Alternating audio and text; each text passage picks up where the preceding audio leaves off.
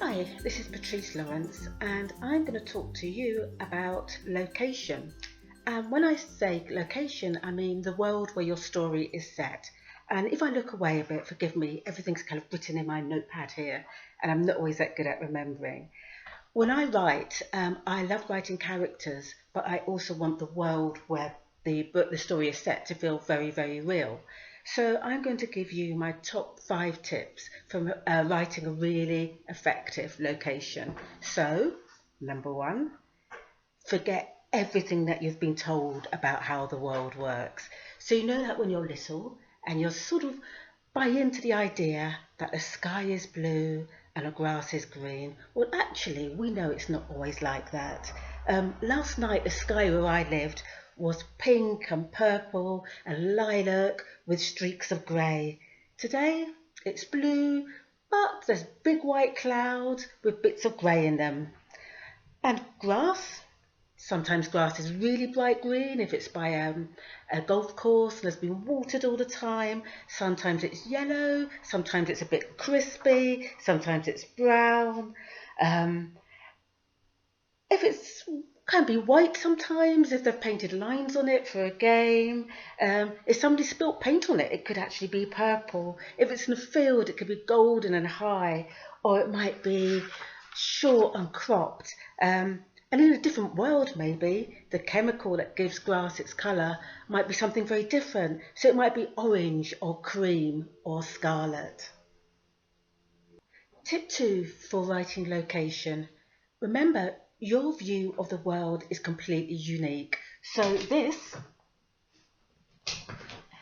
is my trolley, my sort of travel trolley. I'm convinced it's tomato red. My daughter is convinced it's hot pink. We all see the world through different eyes, so our characters can see the world through different eyes as well. I'm really short-sighted, so I can't see things that are at a distance.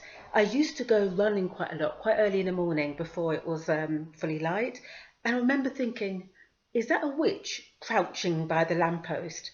But actually, it was a black bag of rubbish, but its shape to me, with my murky eyesight, made it look like a witch.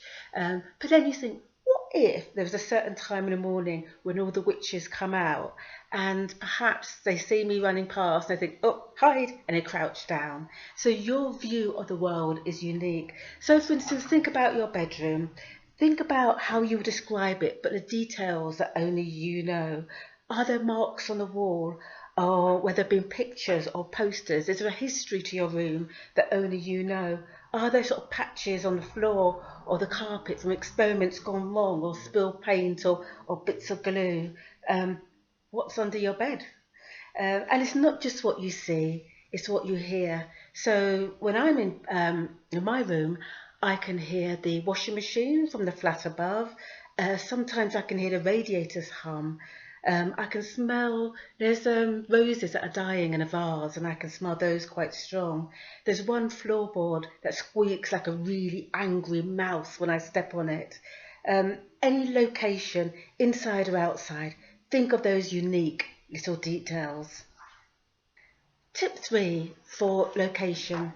And this is particularly good, I think, if you're going to create a new world. So firstly, think about the long view. I went to Hong Kong for the first time last year, and one of the things I remember is turning the bend in a taxi and just seeing these skyscrapers, apartments, 60, 70 stories high, all closely packed together. What would your character see in a long view? Imagine your characters either on a balloon hovering over somewhere, or they're on a boat about to pull into a harbour. What is it that they see? Could it be mountains, fields? Is it lightness? Is it darkness? Is it smokes from factories? Is it icy lakes? So location, think of maybe that 1 or 2 or 3 details of your character seeing this big place for the first time.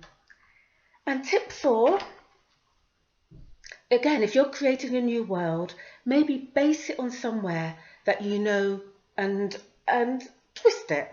So I wrote a story called The Clean Sweep, and it's set in Brighton, where I was born and sort of grew up. But I imagine Brighton had been changed into a prison camp. So what was going to happen in 48 hours' time? They were going to drop explosives into the sea, and water's going to sweep across the whole of Brighton. And actually, the public had to vote whether the young people stayed or went.